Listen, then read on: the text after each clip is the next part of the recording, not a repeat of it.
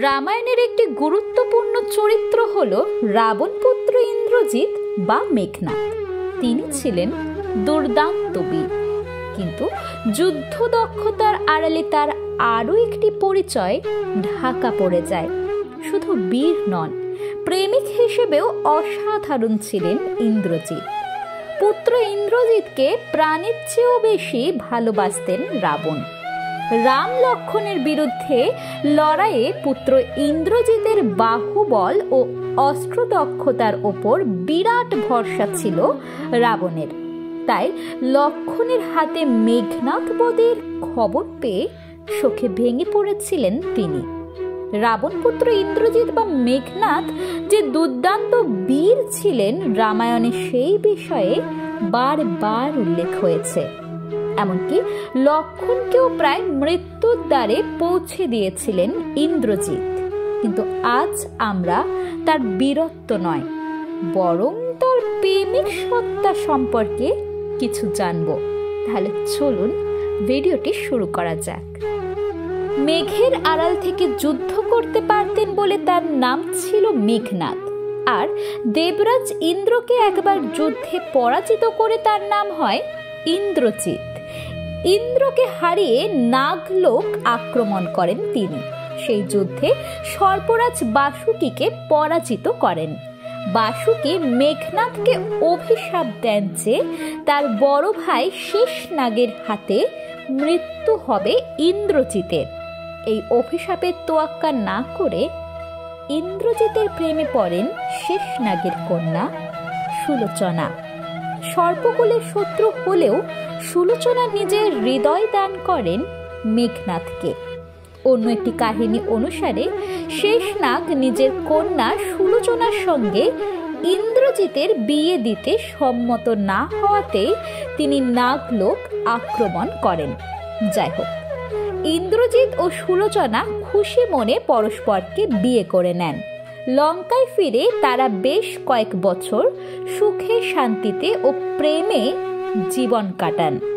রাবণ মনে করেছিলেন যে কন্যাকে সুখী দেখে নাগ মানে শেষনাগ আর ইন্দ্রজিৎকে আক্রমণ করবেন না। কিন্তু গল্প ঘুরে গেল। রাবণ সীতাকে অপহরণ করায়।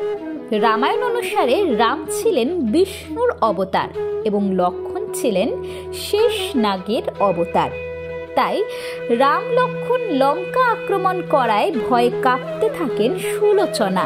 তার মনে পড়ে যায় যে ব্রহ্মা ভবিষ্যৎবাণী করেছিলেন যে মেঘনাদের হত্যাকারী 14 বছরের জন্য একবারও দু চোখের পাতা এক করবে না।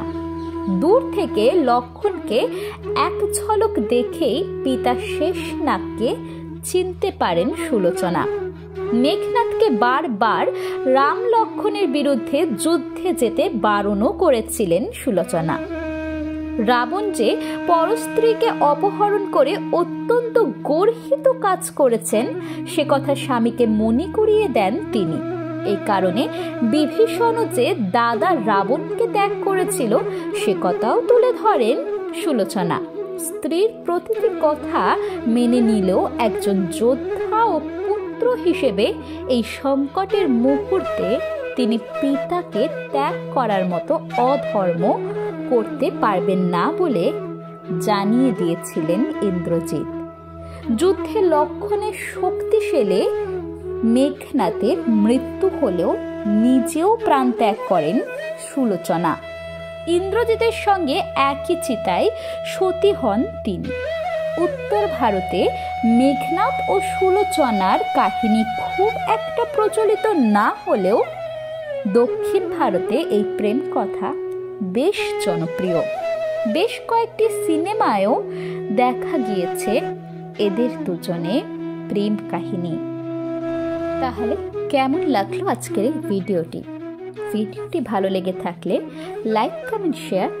আর আপনি যদি আমার চ্যানেলে নতুন হয়ে থাকেন তাহলে চ্যানেলটিকে সাবস্ক্রাইব করে পাশে থাকা বেল আইকনটি প্রেস করতে একদম ভুলবেন না। শোনা হচ্ছে পরের ভিডিওতে।